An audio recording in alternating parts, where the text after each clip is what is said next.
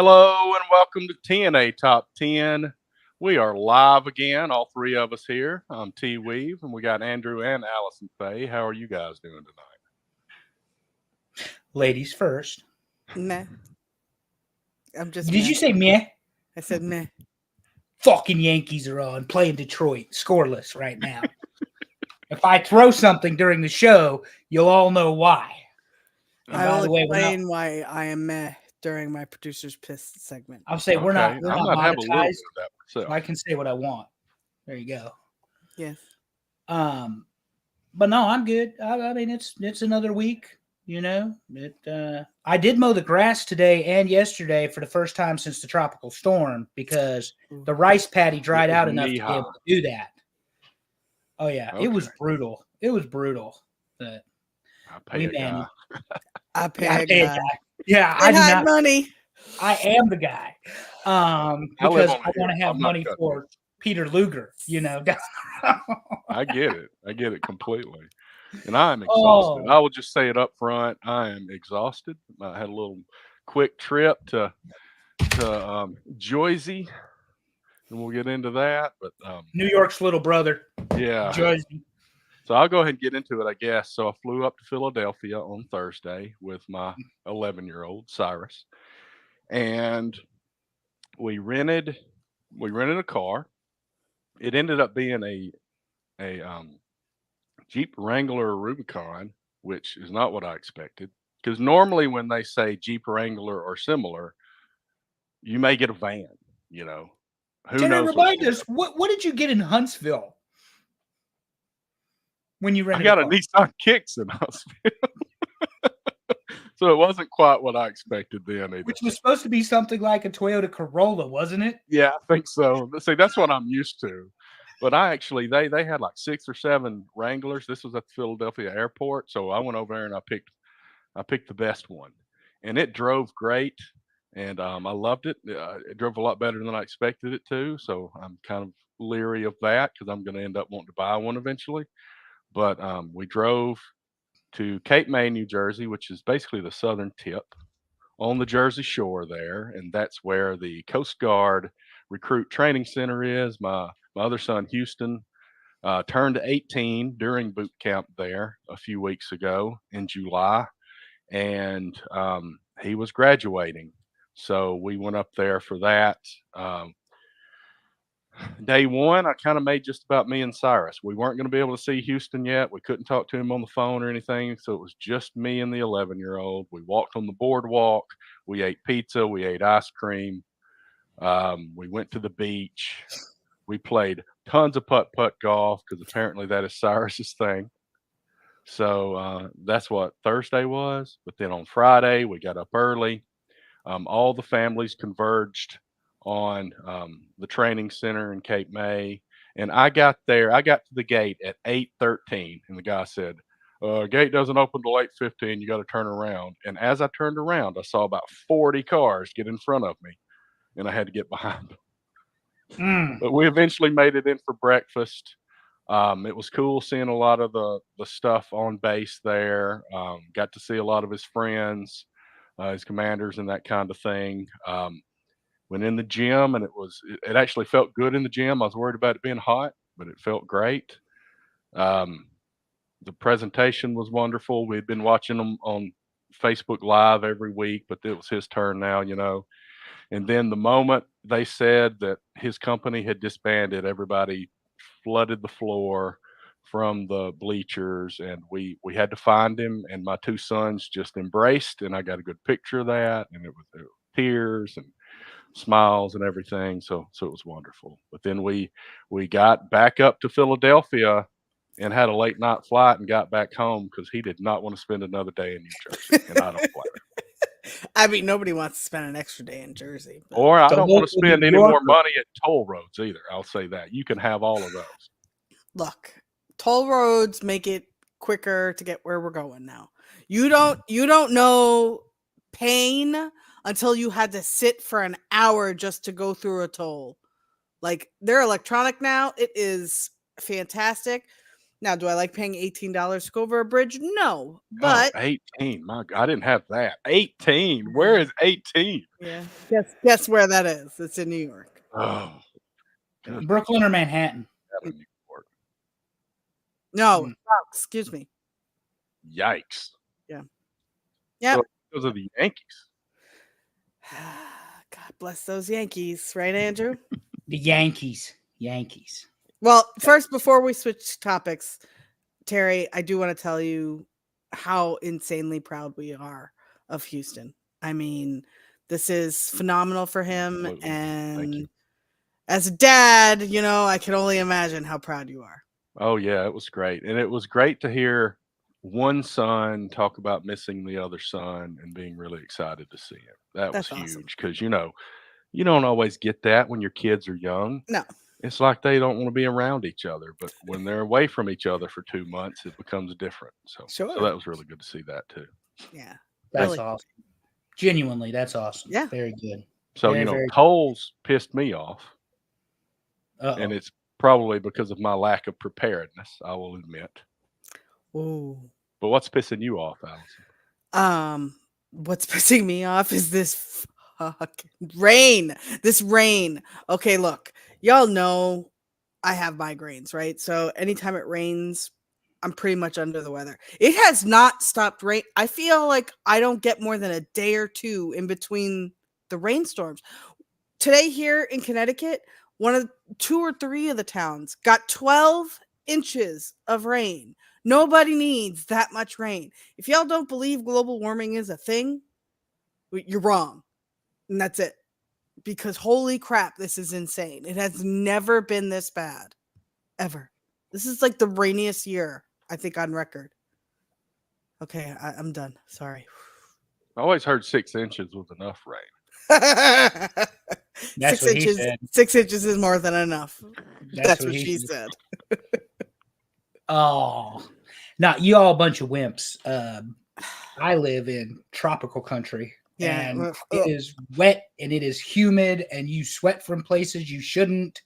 Allison got to experience Charlotte in the early spring or the late spring, and she was not excited about the prospects of the compound moving south. So I will not be moving in with Andrew at any point. It will not happen.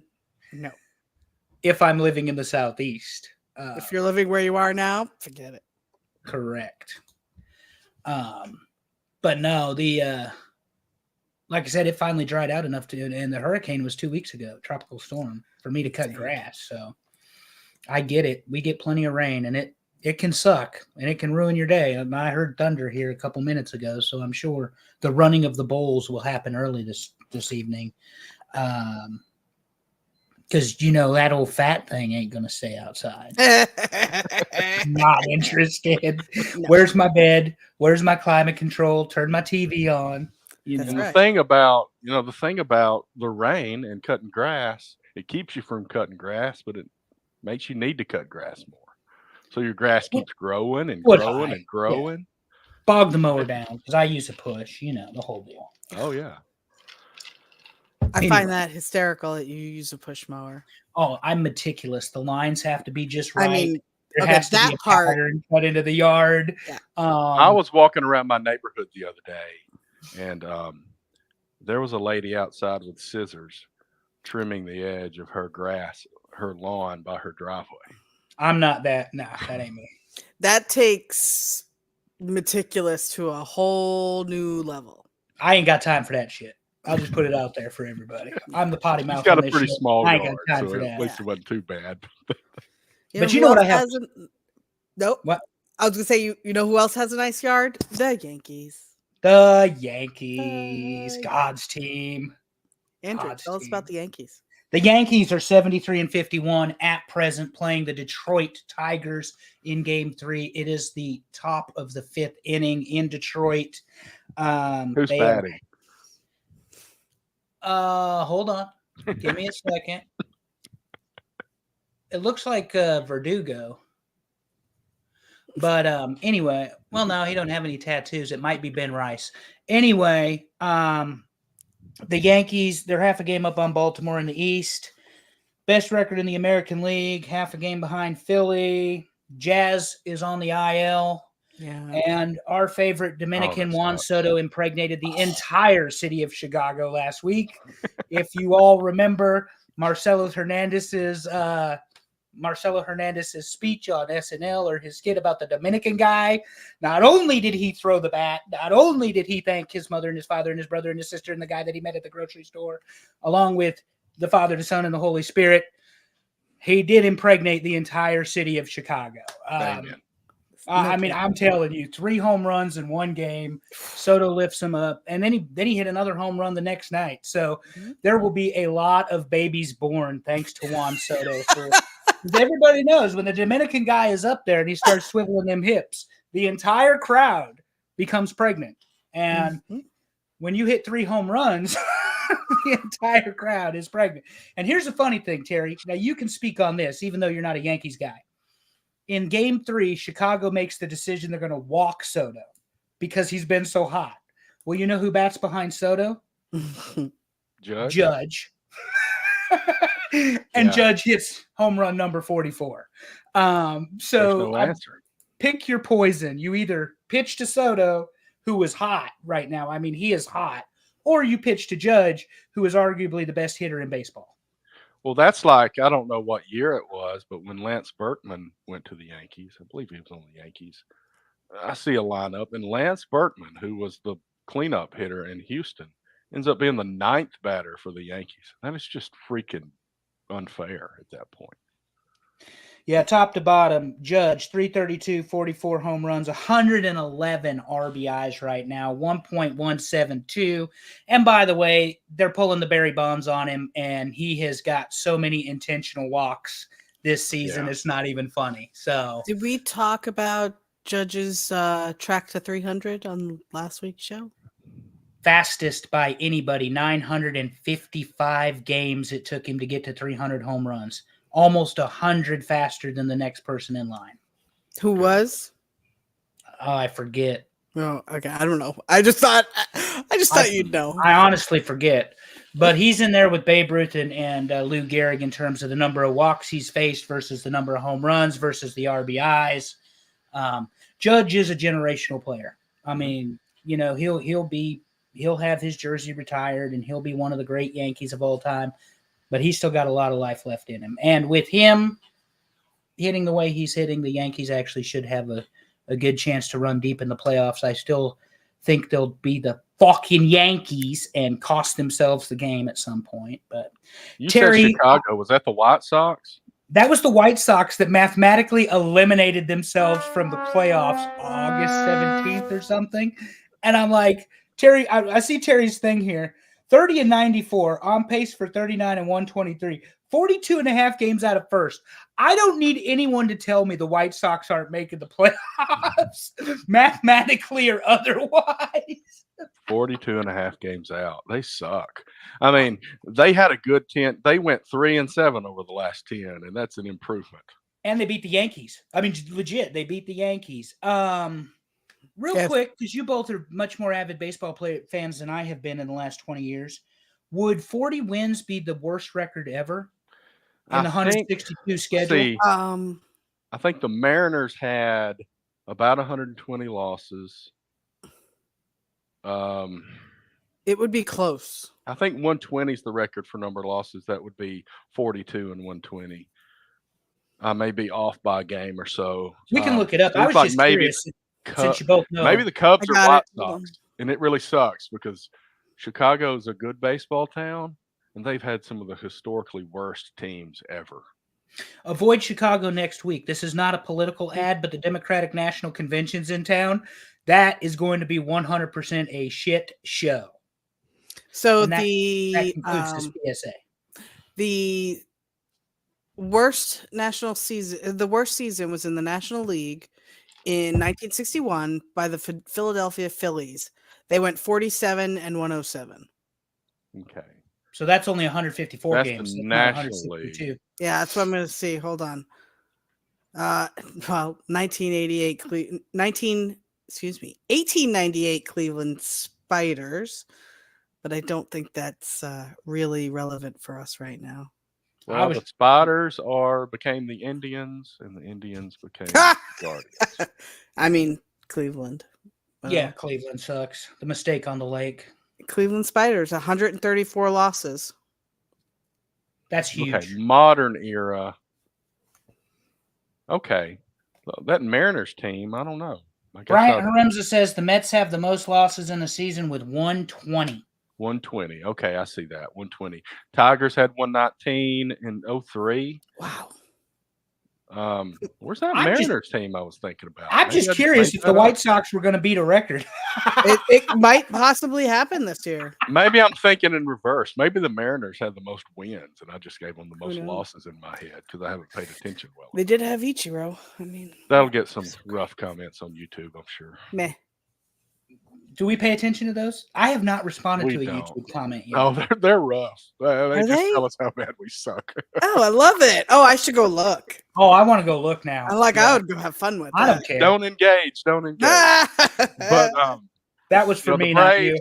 I know. The Braves are in the division with the Phillies. I mean, what more has to be said? And the Braves right now are a half game, or at least at the end of yesterday, were a half game up on the Mets in the NL East for second place and for the third wild card spot. So if they don't put it into gear, they are not going to make the playoffs. Yeah, they're slumping. They're slumping. They're struggling. 4-6 in the last 10, and that's been pretty regular lately. But the Padres have been on fire over the last 20 games. And Milwaukee, straight, and then they're 8-2 in the last 10. Yeah, Milwaukee's one of those teams that just keeps winning. I guess Milwaukee and Cleveland. Yep. Are both just keep winning. And sorry, Allison, I had to mention it. It's true. Did you see the look on her face? I mean, that is shut up about Cleveland. Who hates Cleveland? We love Cleveland. But Cleveland rocks? No, it doesn't. Okay, seriously, it sucks. Cleveland sucks. Thank you. I moved closer to move my camera in. See, we don't say this. We get it back in focus here.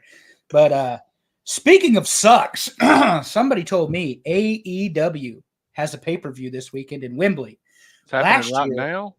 Last year, they put 82,000 people in the stadium. And this year, they might get 50 at Wembley Stadium.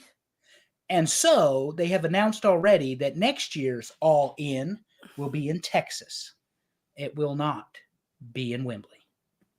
And before we get into this card, I will stipulate, just to piss everybody off on YouTube, because we talk about the wrestling, that if the WWE was running Wembley, it'd be sold out. They could put 100,000 people in that stadium. Oh, yeah. And it wouldn't even take them anything to do it. Right now? Anyway, somebody told me that we could not break every match down because I get too long-winded. If it were WWE and there were 6 matches, maybe, but there's 42 matches on AEW pay-per-view. Yeah. Dad is here. What he asked is, did the pay-per-view start yet? Because it might be over by Sunday afternoon. Yeah, when exactly. There's only a few of these matches that interest me. I'm going to let the lady take the horn on this one, Terry, because I know with what you were doing this week, you ain't watched a whole lot of AEW. I ain't watched a whole lot of nothing. Go ahead. So I am actually only interested in one match. Sorry, you asked. I bet. Let me guess. Chris Jericho against Hook. God. Because we've never seen that match once, ever. Ever. Go ahead. You know when you're at work and there's that guy at work that you just look at and you're like, how are you still here? That's how I currently feel about Chris Jericho.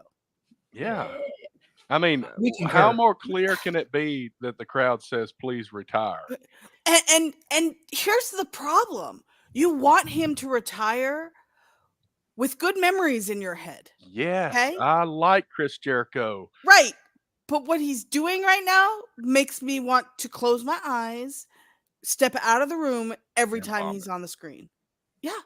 It is genuine go-away heat. Like 100% human fast-forward button is no longer Jeff Jarrett. And Tony Khan seems to think that we want to see him wrestle Hook a lot. Good God. No. Well, since you mentioned it, Hook gets the win in Wembley and the payday, although he's on a guaranteed contract. Allison, you said there's one match you want to see. Yeah, we walked all over it. It's all good. And Who do you want to see I want to see MJF and Osprey. versus Will Ospreay? Absolutely. Me too. That should be good. That's the match for me. They need to give him 45, and they need to let him go. And I say 45 because I mean the entrances and everything. Because when that crowd starts in Wembley for Will Ospreay, they're not going to shut up. Now, to be fair, Thought that's you were the talking about only. Trump. What was that? Oh, nothing. He said 45. I thought he was talking about Trump. No. While that is the match I'm looking forward to, if Bryan Danielson actually retires, that will be my best match. And there's no ifs, ands, or buts, because to me, if that's it for him, the focus should be on him.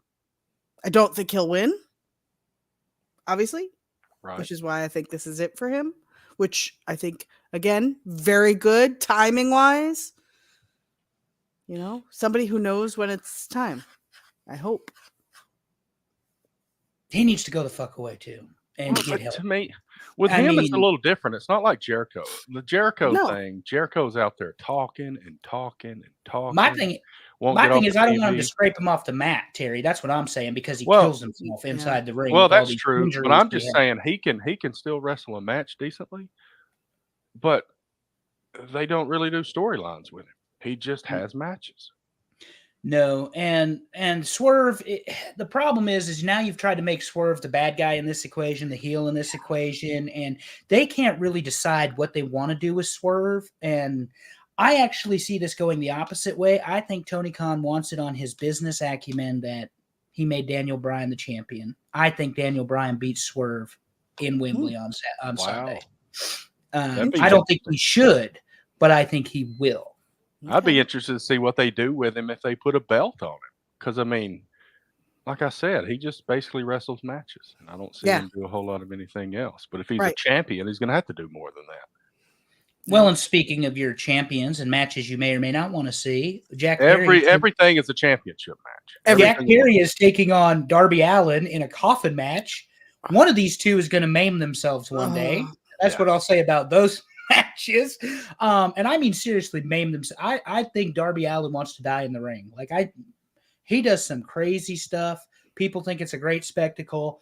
And to some degree it is, but it is risky. And now they're doing the coffin match. And then the match I'm most interested in, outside of Swerve and Bryan and sorry, I just lost my train of thought. Will Ospreay and MJF is Mariah and Toni Storm. Because that other women's match is the popcorn break, is go to the bathroom, cook yourself a meal. Those two I learned my lesson to join up because they can't wrestle. Don't do that if you're actually in attendance. I made that mistake. Well, that's true. But Britt Baker has been out, and she has been now suspended for all her backstage shenanigans and everything else, and whatever that is, I don't care. But she hasn't been in the ring, and she hasn't been in the ring for months. And then now she's going in a ring against somebody highly overrated who sucks in the ring as well. That match is going to be trash. What is not going to be trash is Toni Storm and Mariah May. I think Mariah May ends up winning this one. It is her home country, and it's not even because of that. It's because everything is just built to that direction. But that's the story I'm interested in. Who gives a shit about the Acclaimed in the match with FTR and the Young Bucks? I mean, Terry, it's another 3 tag team match just to get everybody on the card. So when I first looked at that, it was an or. Now it's a 3-way? Last night it became a 3-way. That's what she said. That's what she said.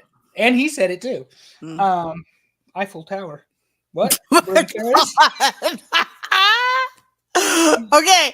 All right. Before Terry, let's go next. I like dirty jokes. I know. And the only thing happening in WWE is everybody throw the ones because Roman is back. We all throw the ones. Gunther build to Randy Orton. That's going to be an excellent match. Kevin Owens and Cody Rhodes, excellent match. WWE's just hitting their stride where it's gonna be good matches are just gonna become okay. There were matches, they were there. Point being that we're just gonna get sensitized to watching good stuff. Some people thought Roman should have talked on Friday. I think it was fine without a promo. I mean, he's there to beat the shit out of the imitators. And that's what he's doing. And besides, he's got the best promo in the business as his wise man, who has not made his return yet. I cannot wait at this point. You know it's going to be magical. It will be fantastic. If they're anywhere near Madison Square Garden or somewhere near New York or whatever, Paul Heyman is going to get the biggest babyface pop you've ever seen. Oh, man. And that's not a prediction. That's a spoiler. That'll be a whole segment to talk about when he comes back, to hear what he has to say. Terry hit the mute button. That's what you'll hear. But somebody told me that we were here to talk about game show hosts. Woohoo! Is that true, Terry? And we are not just game show hosts. We're here to talk about the top 10 game show hosts. You like my little AI image? This here? guy is great. Yeah. I love the microphone, and he's got that hair just the way he likes it, like me. I've been trying to get something like this for the football side because I think the logo is kind of generic on our event stuff. But boy, the AI really screws up the football stuff. Anyway. Well, I like this guy. He's very happy. Let's talk about it then. Number 10, Regis Philbin. Oh. And let me grab my notes because I got some side notes. I did not put these notes in because I didn't want to give away the top 10. Regis Philbin, host of Who Wants to Be a Millionaire, America's Got Talent, and I guess a reboot of $1 Million Password. I know him from Who Wants to Be a Millionaire best, honestly. So I know him from Who Wants to Be a Millionaire, but only because I believe he was the host when the first winner won. I think was that's the original correct. host. Yeah, I believe there is a better host since him. Who's the better host? since Meredith? Meredith right? Vieira? Meredith Vieira. Okay. Yeah. I don't know that I've watched any of it with her on there. But I did a little research, and apparently he did some talk shows in the 70s. Not big time, but some talk shows in the 70s. And then went away from it for a while, and this brought him back to it. Well, and then he did Regis and Kathy Lee in the 90s and stuff too. Yeah. Which they've since replaced with what? Kelly and Ryan or whoever. Regis and Kelly, then Kelly, and it was whoever. It was like her husband for a while. Is it her husband? Yeah, it's her husband. Was Mark, yeah. Right? Okay. Yeah. But anyway, I don't mean to get us sidetracked. Regis was We're fine. old. We remember a lot.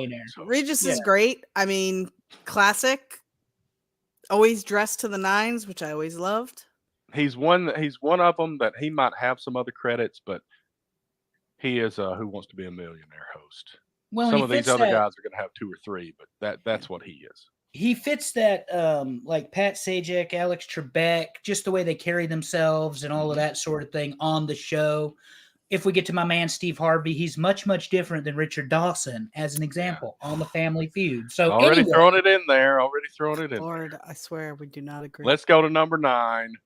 Oh, boy. Oh, God. Dick Clark on the pyramid. Oh. Itchy finger. That's all right. Who remembers sick days at home with some Sprites, some chicken noodle soup, and the Game Show Network, baby? Because this happened. I went to my meatball's house. We had green show. Kool-Aid. She would feed me pizza and ice cream. I would watch these shows live, not on Game Show Network, when they actually came out when I was sick. Yeah. So yeah, I loved how Dick Clark could stay so calm. Meanwhile, I'm screaming at the TV. And he's just like, "Oh, that's great, you won," or "Oh, I'm sorry, you just lost $100,000." And I'm like, "Dude, where's your emotion?" But he's just always like, "Yeah." And that's what he said. Number 8, and you've already kind of seen it if you didn't blink. Bob Eubanks, the Newlywed Game, okay. And he's known mostly for the Newlywed Game. He also did Card Sharks. Mm-hmm. This is one of the older hosts here. Him and Dick Clark are now you can go down a wonderful rabbit hole on YouTube watching clips from the Newlywed Game. I highly recommend it if you haven't done it before. Oh, it's great. Oh, it's fantastic. Andrew, did you ever watch the Newlywed Game? I did a little bit. I was just watching the Yankees. They got him over to third, double play. Damn it, Judge. The baseball But no, finds its way into all segments. I did watch the Newlywed Game a little bit, but in Card Sharks, but they're not my favorites. They were not destination game shows were like the Whammy Show. No whammies. Pressure luck, and obviously we'll get to them, Wheel of Fortune, Jeopardy, those sort of things. But yeah, this was fine. I mean, whatever. Newlywed Well, it's Game. going to kick up. See, Over the next several, we're going to kick it up. you're gonna also hear a theme here because I love game shows where people get mad at each other. Oh yeah. So like to give Pressure There's Luck a lot as an of dumb example. people that just got married on the Newlywed Game. And exactly. And to use Pressure Luck, you can give your spins to another player. So it's like, haha, I hope you go bankrupt. Get the whammy, yeah, exactly. I love that aspect of a game. And in this one, when newlywed couples don't know each other, oh, hilarity ensues. Breaking news: Yankees just stole home, up 1-0. Or when they don't understand the question, Yes, they go a completely different direction with it. Like, where's your favorite place to make whoopee? Yeah. I love the fact that In they the would butt? say making whoopee instead of having sex because it was somehow better because of a euphemism. You're asking somebody their sexual activities and/or practices, habits. What is wrong with you? And you act like it was good, clean television, like the Golden Girls. God, no. Our girls. The Match Game was kind of like that too. You throw a good blank in there on the Match Game was very much like that. Yeah. All right. Number 7. Howie Mandel. Another one that's just a one-show guy. Deal or No Deal. I really enjoy Deal or No Deal. But he's on America's Got Talent. I don't know if you call that a game show, though. No, it's a competition show. That's a competition show. So I saw Howie Mandel live doing comedy in the late 90s. Okay. Was he funny? In Las Vegas. And he was fantastic. Like, fantastic. But after that show, when I see him on this stuff, I'm like, no. Just out of his element. He just went downhill to me. I did enjoy that show, but I don't know that it's because of Howie. I mean, I don't think he brought a lot to that. I think it was more, I really enjoyed the concept.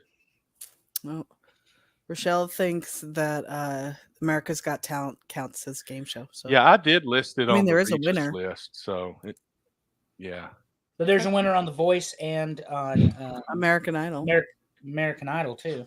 Good point. All right. Well, meh. All right. Number 6, and this is where it really starts kicking in. All right. Steve Harvey, Family Feud. At least he made the top 10, Andrew. Well, if he hadn't made the top 10, then we're just going to cancel everybody's voting rights like this is Venezuela. I mean, he's probably in the top 10 because of the number of reels you send all of us with Steve Harvey in them. Oh, I'm a few dozen behind. Yeah, we all need to catch up. I hadn't even sent no reels today. There's going to be one in there, a reel about your friends not watching your reels. That's I can assume that they haven't watched them all. I mean, that's a fair assumption. The first reel I sent these guys of Steve Harvey was the Asian guy being asked, "What's something your girlfriend do to your face?" And he says, "Sit on it." And Steve Harvey, "Sit on it." And that's kind of how that all started. And here we are. But reels are not what we're talking about. We're talking about Steve Harvey. He's funny. He's engaging. He's quick-witted, the facial expressions, but that's where he's not the straight man that Alex Trebek is, that Pat Sajak is. Right. Who was the Regis Philbin? He is much more interactive with the contestants on the show. And much more, well, I don't want to say emotional, reactive, maybe reactive. Reactive for sure. And that's what Family Feud really needs. And they've had a good history of that kind of thing. Steve Harvey. Ray Cohn. Oh, plus he's dressed like a pimp. Louis Anderson. Like, legit. His outfits on that show are money. They are money. Agree. All right. Number 5, Chuck Woolery, a professional game show host. This guy, he was on Wheel of Fortune before Pat Sajak was. Love Connection, Scrabble, the dating game, and Lingo, which in itself is a great game. I mean, Chuck Woolery, for those of you who are too young to remember him, go watch his stuff. Like, you will be entertained for sure. I used to Back love in 2 and Scrabble. 2. Yeah, I mean, I used to love Scrabble. The dating game was hysterical. I mean, could you imagine trying that today? No, not at all. No, God, No, no. we've got apps for that now. Yeah, swipe left, swipe right. You can even let your friends swipe now. Legitimately, you can let your friends play matchmaker. Ooh, Andrew, that could be dangerous. Yeah. Oh, Extremely. you know what they should Why do? don't you I'm think just you have throwing the this out privilege? there since we went this direction. One of the dating apps needs to do a game show. Ooh. And it will be like the Tinder game show. That's or- actually not like swipe Yeah. live or something. That's not a bad idea. I think we just came up with the next best idea. Tinder, give us a call. We are willing to host. Don't steal my idea. Yeah. Anyway. Number 4, Richard Dawson. My man. He kissed so many ladies on the lips, not just like a little kiss. This dude was a PIMP pimp. And for some reason, we were here for it. Yeah, the 3-piece suit, the color coordination, the corsage, boutonniere, corsage is for the women.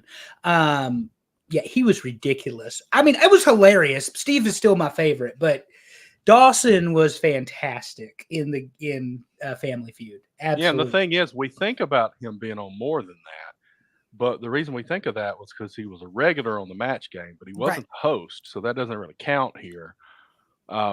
And then he did this masquerade party thing. None of the 3 of us were alive when that ended, so I don't really think about that. That also sounds a little Yeah, I don't know. Sounds sexual. Well, I mean, it probably went with the match game pretty well. Yes, exactly. That's correct. how that was. Yes. Yeah. Well, I love Richard Dawson. Absolutely. Well, 3. We're down to the top 3, Terry. Well, no, I guess I'm not surprised, but I'm missing who the third one is. But let's go. Number 3, Pat Sajak. And speaking of the straight guys on these shows, Pat Sajak, I guess we could have included Vanna White to some degree here, but I don't know. They're a paired item as far as I'm concerned. It's like salt and pepper. Go ahead. Okay. Allison. Now, I loved Vanna White up until she had no purpose. And then I could not understand why she was still there. Turning the with letters. the digital? No. Yeah. But then she's just boop. And she's 75 and still hot. What are you talking about? If I looked a quarter of good as she does today, I would be thrilled. Strutting that ass. This is another show where fashion was top notch between Vanna and Pat Sajak. And several times he also guest hosted Jeopardy. Because Wheel of Fortune and Jeopardy would be back to back. I don't remember which one was first, but Wheel of Fortune. Okay, so Wheel of Fortune would be on, and then Jeopardy. And if Alex Trebek was out, then Pat Sajak would host. Yep. Well, the one thing I love about this is like Pat Sajak heard some really stupid answers over the years. Stupid, like RSTLNE. Okay, those are the most common letters in the words in the alphabet, whatever the alphabet to use, and somebody would say a letter that had already been picked. Somebody would read, I'd like to solve the puzzle, and they would read the word wrong or read the phrase wrong. And he just has to stand there and be like, oh, so sorry. When internally he's like, he's dying. And there's that video about the paddle boat versus the pedal boat, and they're all like, why is that not? And they're just trying to come up with other words, and he's just got to be sitting there like, you idiots. Cringing. You almost had it. Yeah. Or when they spin when they shouldn't, and they hit the bankrupt and they've got 5 figures banked or whatever. Oh, kills me. It's insane. And didn't he finally? This is his last year, right? Sajak's last year. Was it last season? Was or it happened already? I can't remember. Yeah, I don't know. I'm pretty sure this is his last season. If he hasn't retired already, it should be. But to Allison's point, Vanna White was always dressed to the nines, and I mean, in an evening gown and high heels strutting across that show stage to click the. Well, she turned the letters at first. She used to turn the letters. She had a job at one point. Later, she became a glorified screen toucher. It's like, but just stand over there and point.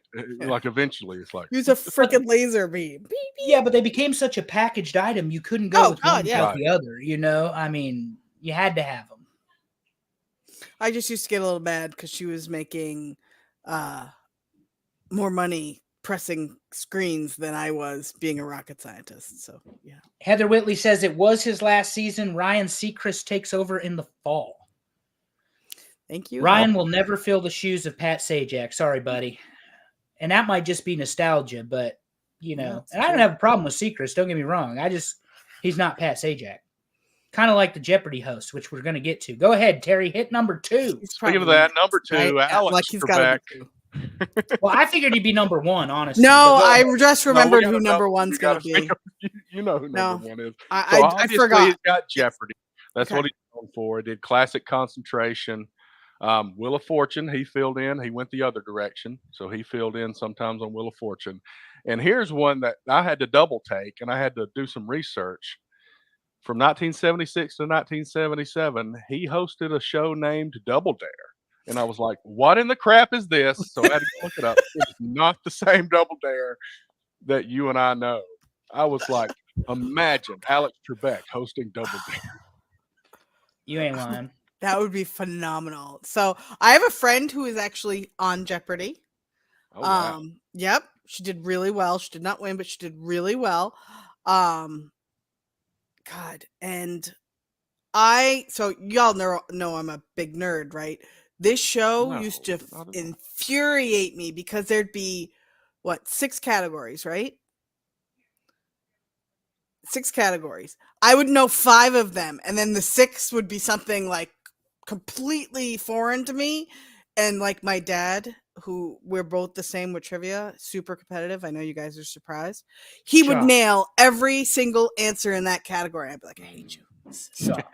It's like the video, the reel I've sent you all before on I think it's waiting in my inbox right now. One for football and one for professional wrestling where they can't run the cat, like they have no idea in the category, and it's all 3 of them. It's not even one. All 3 of the contestants are like, what is it called when the offensive football team gets a blank down? And you're like, first, what is first? What is first down? And they don't get it. So anyway. All right. I think we know who's coming. Number 1. Oh, Bob Barker. The price is wrong, bitch. Sorry. Bob Barker. So my mom. You're gonna get our YouTube is not gonna get monetized because of your potty mouth. Sorry. So it wasn't gonna get monetized. No. It ain't gonna get monetized. My mom went with some of the people from work out to California. No. And they went to the Price is Right. And I think one of her coworkers got called down. Did not go up though. She didn't win the next part. Okay. But still. But she got down there and she guessed some numbers. And that's amazing.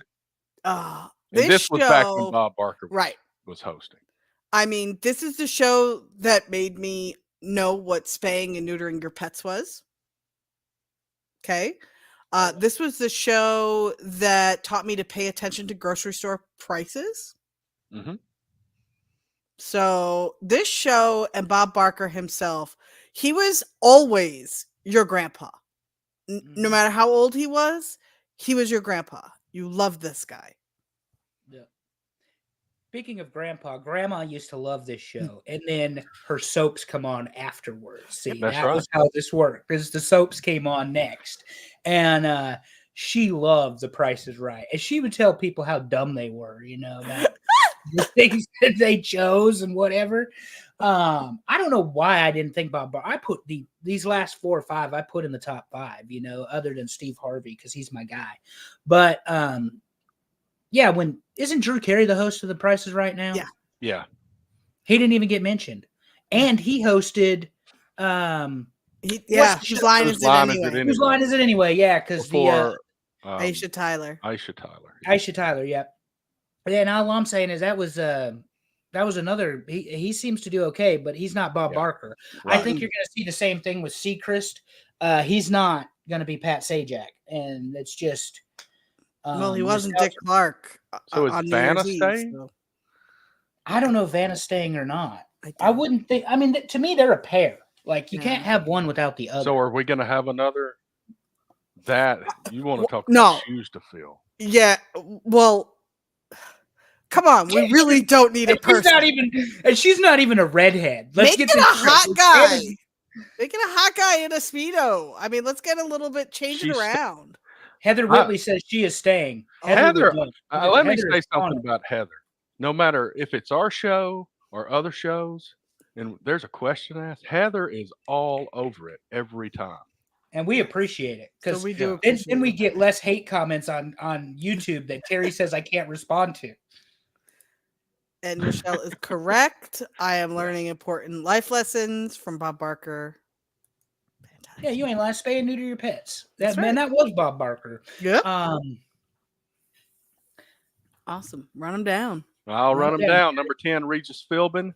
Number 9, Dick Clark. Number 8, Bob Eubanks. Number 7, Howie Mandel. Number 6, Steve Harvey. Number 5, Chuck Woolery. Number 4, Richard Dawson. And the top 3 are Pat Sajak, Alex Trebek, and finally at number 1, the legendary Bob Barker. So you know what this list tells me? This list tells me that kids nowadays, when they are sick, no longer watch game shows. Because this is a list I would put together. This is a list either one of you would put together. But there are games, you know what I mean? Like, this is stuff we watched when it was on. Eubanks is the only one that did not make my list. And I don't know who I subbed in. Is there any, we have a little extra time tonight because we skipped the wrestling talk pretty quick.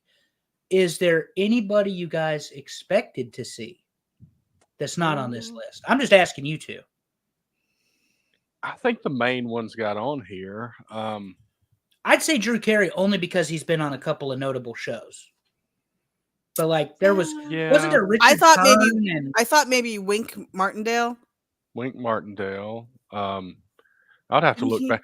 My deal is my memory's so bad that I vote for this, and I will forever forget what I did when I voted. And then he doesn't screenshot his own top 10 like we said we're going to do. Guess what? I don't either. I don't either. I mean, we can wrap up early, and I'm good. And start football a few minutes. Part of it is we don't necessarily know what's coming up on the Ram Network either, do we? That's true. Well, no. So let's talk about it, though. But we've got shows and we've got content. We've got content out there. Of shows. So we also have partners at the Filter Free Popcast and Talking Wrestling with Pondwater Dave that are busy just like we are. And when we ask the question late, it's our fault that we didn't get much reply. But tune into those shows. They are great. Filter Free picks a year and a month basically and talks about pop culture around that time. They talk about anything interesting, music, movies, politics, just anything important that was happening at the time. Talking Wrestling with Pondwater Dave focuses on independent wrestling. They bring in wrestlers, referees, promoters. Last week was fun. They brought in a couple of guys that run Legacy Championship Wrestling, I believe. What are their names? Broke away from Bill Watts, and I can't remember their names for the life. Gilkin, I think. I'm totally Gilkin. interrupting You're right. you. You're right. Gilkin was the name. Weakest Link. Oh, and remember that? Yeah, that British lady. She you was are on the weakest link. Goodbye. And she'd say, "Yeah, she was." She was fantastic. Yeah, she was. And Patton Oswalt did not get mentioned for his new game show. That's new. The 100, is that his? Yeah, and Jamie Foxx didn't get mentioned for Shazam. Yep. Well, maybe one day we will be the top 20 in them. No, we're top. If they keep expanding the playoffs, I mean, really, we'll get to that and see in episode 2 here, hour 2 in a minute. But no, what's happening on Generations? Yeah, it was Gary Kilkin, wasn't it? Does that sound right? but it was a Bill Watts breakaway. So Mid-South Yeah. Wrestling wouldn't have been Mid-South Wrestling, Bill Watts, and of course Leroy McGurk and these guys, and they were pretty much they were convinced that they could compete with Bill Watts. I don't necessarily believe that, but that's my opinion. We highly encourage you to listen to the show Culkin. and listen to I mixed his two names, Gil Culkin and Gil Culkin. Steve Starr. Yeah. Gil Culkin, excuse me. But yeah, the Bill Watts, Leroy McGurk, Gil Culkin, all of that is very interesting if you're into wrestling history. Bill Watts, of course, the bully, the cowboy, ended up having Mid-South Wrestling, broke away from Leroy McGurk, who was going to kill the $1 Million Man at one point, which is a fantastic story if you've ever read JR's books. Did he you loves mention to he tell was it. blind? And he was blind. And so, like I say, for our wrestling fans, the reason that Jim Ross became such a good announcer is his color commentator, Leroy McGurk, was blind, and he had to be able to describe in great detail everything happening in the ring. Otherwise, Leroy McGurk was not going to be able to provide the color commentary for the wrestling matches. So that's where the origins of Jim Ross and his ability to paint such a vivid picture comes from, is his time with Leroy McGurk. And he actually had to be Leroy's handler too. So when he went to go kill the $1 Million Man, Leroy's drunk, smoking a cigar, has a 44 Magnum sitting on his lap, burns his pants and all this stuff. It's The blind hilarious. guy. Yeah. Yeah, the blind guy. Yeah, Leroy was going to kill the $1 Million Man for messing with his daughter, Mike McGurk, who's named Mike because Leroy wanted a son. So there you go. Welcome to the 50s or whatever it was when she was born. I met a lady named Keith one time. Oh. I don't make those assumptions whether people are men or women anymore, Terry. I've been told that's not allowed. This was before then. But anyway. I can't help it. I went to Chicago and saw the restroom little designations, and I had to go the other direction before I just started laughing, and people thought something was wrong with me. Oh, there was. So I took the boys to breakfast the other day, and there was a sign on the restroom. It had a bunch of pictures, and it basically said, "This is the one bathroom for everybody." Cyrus turned around, came back to me, and he didn't know what to do. So I was like, that sign is telling you that if it's open, go in there and lock the door. Correct. So I had to teach him what to do. So But anyway, Generations is going to do Royal Rumble when Dave gets back from his 10th vacation of the year. He's gallivanting around Europe. He's see in on Barcelona Twitter, right now. He That's successfully made it to Barcelona. That's Spain, for those of you playing along at home. And he'll be in Headed to Ireland. Ireland to watch the football game we're going to talk about on the next show. That'll be Florida Georgia State and Tech Georgia taking Tech. on his Florida State Seminoles. What a patient woman his wife must be. She is a damn saint to deal with his craziness. But again, I've spent some time with them living since they moved here. She very much is. While we're traveling to Europe, we're going to go watch the Florida State Seminoles play football. So world-class flashback, and this is a big shocker. The Von Erichs are still fighting the Freebirds. Yes. Look, I actually don't know what they're covering, and I can tell you that is 100% the truth. The Von Erichs are still fighting the Freebirds because it's 1983. As long as they're in 1983, we're going to be right about that. That's right. But they do a very nice job. Seriously, I always give Pondwater Dave shit because of all things to like. It's world-class championship wrestling and those god-awful, trashy Von Erichs. But anyway, they do a really nice job breaking it down. He tells you all about the Sportatorium, which apparently was also a dump. There he is. Dave, There he is. Say his name and he'll appear, and his name ain't even Joe Hendry. But they do a very nice job, he and Timmy, on breaking down what actually happened in world-class championship wrestling. It was a hot territory for half a minute, but once they ran out of ideas with the Freebirds, it sucked. And he can say, no, it didn't, but it sucked. And especially after the boys became unreliable, it really sucked. So, but they do a nice job. Dave went to, I don't know how many events that I'm not going to ask, but it was a lot. There's a spreadsheet. But I do know got a portion of the shows he's been to because he probably got tired of typing. I do know that Kerry Von Erich, the world champion, NWA world champion, who defeated Ric Flair in Texas Stadium in place of his brother, Parade of Champions. I do know that he defended the title 18 times in 18 days. And I learned that from my very dear friend, Pondwater Dave. Well, all right. I think that's pretty much it for this show tonight. We went by pretty quick. Like we said, we didn't get as many details this week about what shows are coming up, but we got you the general idea of what those shows are about. And we enjoy both groups that we work with on the RAM Network. So please check them out, follow them, like their stuff, watch it, join in. They do their own live events. Oh, okay. So Pondwater says they are taking a week off. No wonder we didn't know what they were going to have this week. I was not aware of that.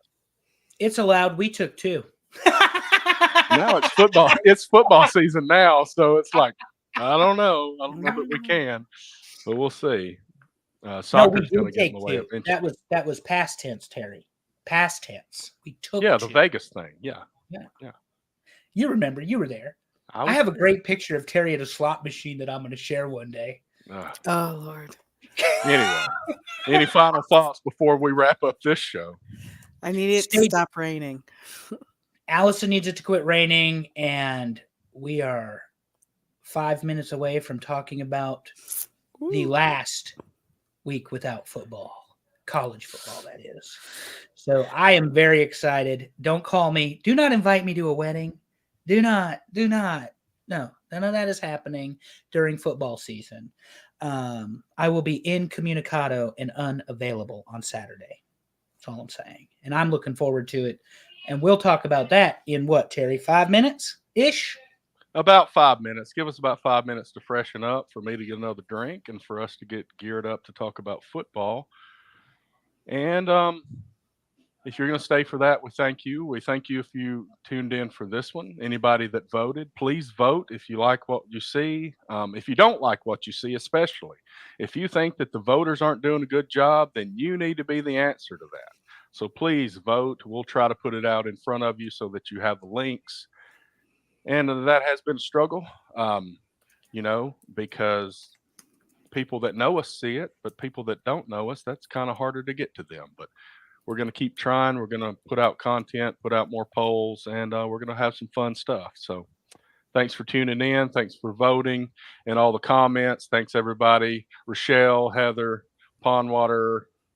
Who else commented on us here? Bryant Haremza, and somebody else was here. Is that it? Was there one more? Heather, I said? I think there was some more, but that may be. But anyway, thank you, everybody. And if you're sticking around, give us 5 minutes. But as always, love your people. Tell them you love them. Make it weird. Thanks for tuning in, everybody. See you later.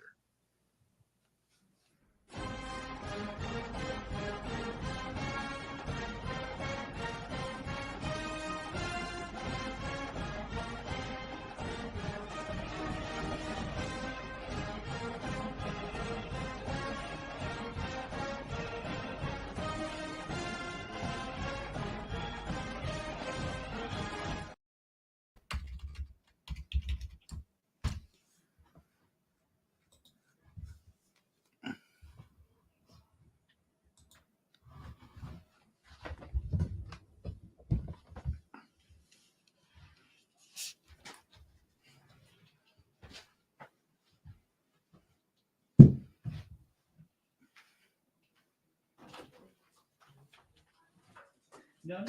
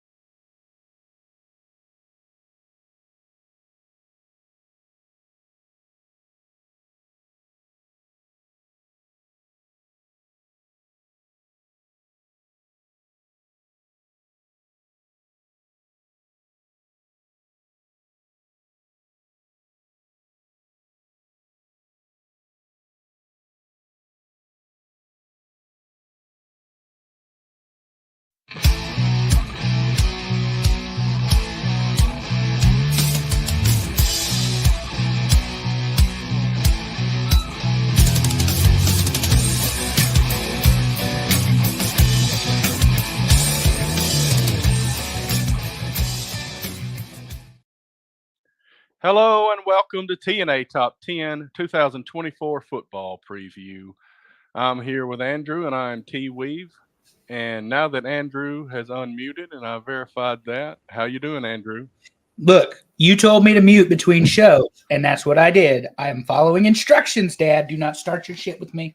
I see you went and filled up a drink. That must mean we talking football. We are talking football, and a lot of it. Not a lot happening this week, obviously, because week 0 has one game that's worthy of a whole lot of mention, and 4 other games or something like that. But we will talk about it at the end.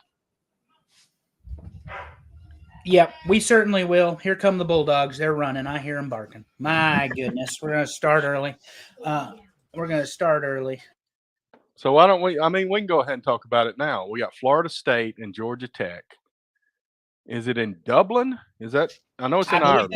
I believe that's the locale. It is in Dublin, and one of our buddies is going to see it live, which That's right. I'm sure his wife is just ecstatic about. As I mentioned, I believe she may also be a Florida State person. So well, maybe. She might be, but I have to tell. Well, they're in Barcelona today. That's probably the trade-off. Yeah, the running of the Bulls literally happens in Barcelona, not the running of the Bulldogs, which you all just got to see live on the air. So anyway, the Georgia Tech game. Georgia Tech is up and coming. Dave seems to be a little concerned about them stubbing their toes, that sort of thing. I think honestly, First game of the year, it's tough. You don't know. Well, but with Florida State, your talent level is so high there that everybody has a puncher's chance. I get that. But I think the talent level at Florida State is so high and they are so deep that Georgia Tech probably loses this one. It might be late, but you're talking 3 or 4 touchdowns, honestly. I mean, I think it'll be that big. They need DJ to have a huge game as the new trigger man in the quarterback position. They've got good receivers that Dave thinks are untested. I would agree with that. If the offensive line can give DJ a clean pocket to throw out of, they'll be pretty good. Of course, he's had stops at both Clemson and Oregon State.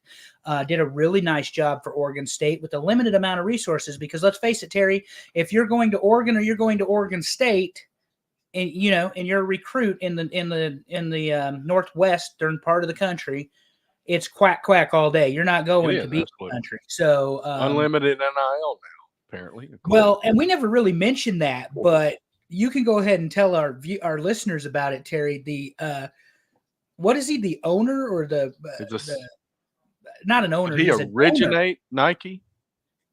Yeah, and he's giving them a blank check. Yeah. Because he wants that national championship, buddy. That's why they have 50 different uniforms. I don't know. But one other thing is J.J. McCarthy. I know we don't talk a lot of pro football, but he was the quarterback that led Michigan to the national championship last year, a game facilitator. He's out for the season already with the bad had a meniscus tear, I believe it was. And so he's already out of the pro season for the Vikings. Meniscus tear is a season-long thing? That one was, I guess, yeah, because he had soreness in his knee and it became diagnosed as a tear, and they've already performed surgery and they have said it is a season ender for him. Okay. So interesting. And I don't know of too many other injuries that, notable injuries we know, but I mean, we'll get to Michigan, I'm sure, at some point, talking about. At some point, yeah. Yeah, they're black of Blake Corum and JJ, and of course, our favorite coach, now the head coach of San Diego, Mr. Harbaugh. So I saw a meme, made me laugh, speaking about Michigan, since we don't have a whole lot on the intro schedule here, that there's only one man that can fix Michigan, and it's Urban Meyer, because of his character and his standing inside of football. And it made me laugh. That's a deep cut. That would be something. Imagine that. Urban Meyer go to Michigan. Especially being a Buckeye, but Urban Meyer also said that Nebraska is the sleeper team in the Big Ten. So there you are. So what a genius this guy is, right? We're getting endorsements from a 3-time national championship coach, 2 in Florida, 1 at Ohio State. Had pretty good programs he coached for. But anyway, Terry, I'm not even sure what's on the agenda. Do we have notes for this? I mean, we do have notes for this. You even put some in there. You put something about David Sanders, the #1 offensive lineman. Oh, yeah. Number one offensive lineman in the country. Nebraska was up to get him. He has committed to Tennessee. Here's the thing, though, and I said this last week. I'm going to say it this week. I'm going to say it for the next 15 weeks. Unless you win, it doesn't matter because, quite frankly, committing to a university is not the same as it used to be. Right. So Nebraska and Tennessee were in the final pick'em, if you will, for David Sanders, who is the number one offensive lineman in the 2025 class. Nebraska fans greeted Mr. Sanders when Raiola brought him to campus. Over 1,000 people there to welcome him. Apparently, Josh Heifel's a hell of a salesman and convinced Mr. Sanders that he needed to come to Tennessee. Some of that may be money, quite frankly. We don't know how those conversations go, but anymore, if they're a number one anything, even a punter, you can assume somebody's getting paid. And that's right. What I'm counting on for Cyrus in a few years. Exactly. Keep playing soccer until he can get a scholarship and some NIL money. How many soccer-style kickers have you seen, Terry? They're all soccer-style kickers. Exactly. So, anyway. What about Deion Sanders? Is he getting along with the media these days? He is not. Did I send you this where he got on CBS Sports? Or did I just tell you about it? I don't know. It's probably sitting in my reels. This is and the part I haven't watched it yet. Where he this is the part where he was ranked the second to worst coach in the Big 12. And it was done by CBS. CBS Sports lands him at the bottom of the list. So a CBS Sports affiliate decides they want to ask a question and he says, "Who are you with, CBS?" I don't talk to you. I'm not dealing with you people or something. He says, "I'm an affiliate out of Denver." He says, "I don't care. You work for CBS." And to Pondwater Dave's point, it was very uncomfortable. And then in the same press conference, somebody said something about chemistry, and he says, "Y'all don't even have chemistry at home."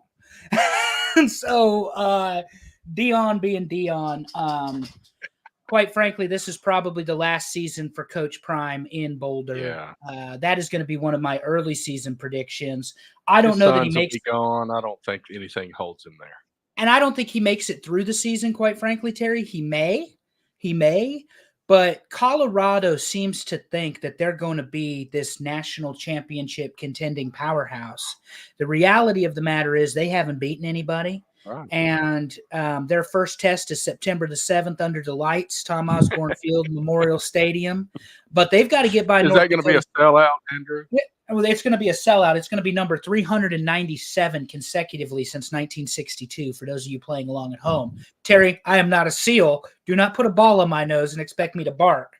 But the bottom line is with this is also Sanders, and we'll preview the game maybe. I don't know. I don't think it's probably worthy of being previewed. They drew North Dakota State. North Dakota State is an FBS 2 school, but they're a pretty good school. They've won several national championships for years. At the Bison. So it's not that they don't know how Bisons, to play. They call it. They say Bisons. But it's not that they don't know how to play. What's his face? The Philadelphia Eagles quarterback with the rifle in his arm, redhead.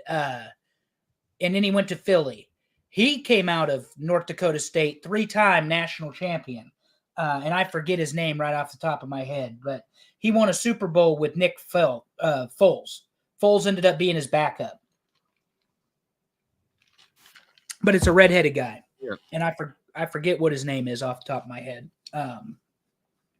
But Is that who you're talking about? Who? Carson Wentz. Carson Wentz. Yep. He came out of North Dakota State. Or North Dakota.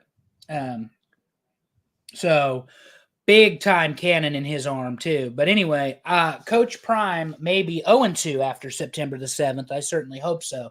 But I thought we would mention that Prime is very antagonistic towards the media. I don't know, quite frankly, that that's beneficial, but that's him. That's not me. I don't care. That's who he is. He's going to do it his way. If you don't like it, he's not going to like you, and that's just kind of how he does business. Whether he's successful or not, that's how he's going to do things. Yeah, and one more unbulleted item because I forgot to mention it. Coach Matt Rule for the Nebraska Cornhuskers has closed practice. This has led to a lot of chatter because there was a video released of him chomping on him, telling him, you guys have people in front of you and all of a sudden you don't do things the way you do them because you think you're going to look dumb and all this other stuff. I have all of the faith and trust that he knows exactly what he's doing by closing practices to family and friends and to the public and everybody else. He has not made the announcement yet, but it looks like Dylan Raiola will be the second freshman to start at Nebraska since Touchdown Tommy. However, he was very, very, very high on the second quarterback as well as Heinrich Harburg. So on Danny Killian, he's very high on Danny Killian. Says if he can develop, he can grow, he can get a little bit bigger. He's got a great mind for processing. It would not shock me, Terry, if you saw a 2-quarterback system at Nebraska with Heinrich actually playing a receiver position. I'm sure we'll get to Nebraska a little bit later in the show. One thing that we may or may not. I want to spoil something for our audience real quick. Top 25.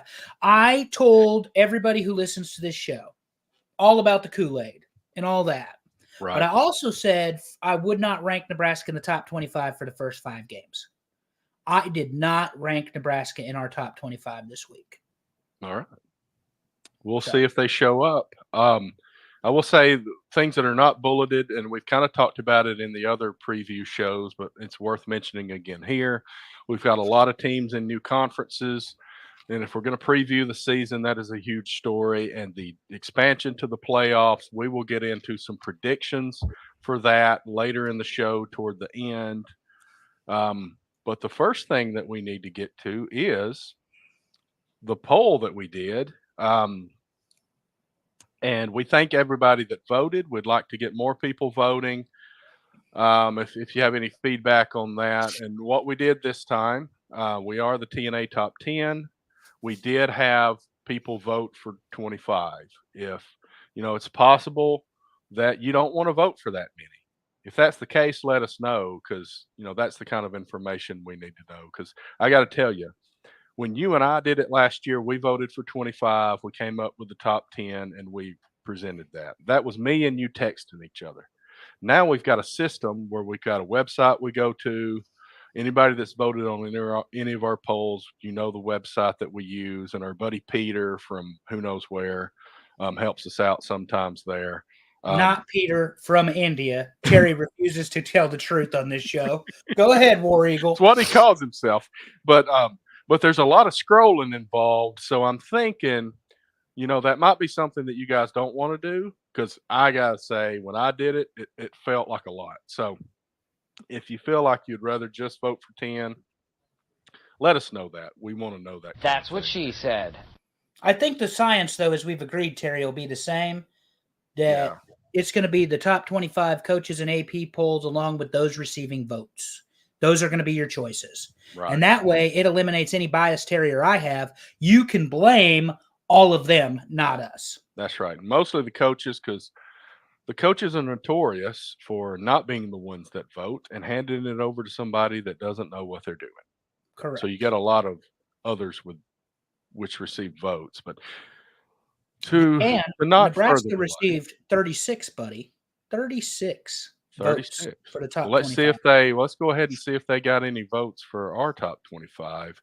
Here's 11 through 25, kind of the same format that we used with the bottom 8, bottom 6 in the conference shows. And I've got them in order here. Penn State is the first team outside of the top 10. Then we've got Missouri, LSU, Iowa, Tennessee. Auburn is at 16. That's a little higher than I expected.